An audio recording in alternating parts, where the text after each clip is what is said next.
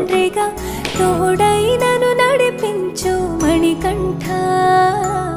కష్టాలే తరిమినా కన్నీరే ముంచిన నీవే నాకు దిక్కు కదా అయ్యప్ప.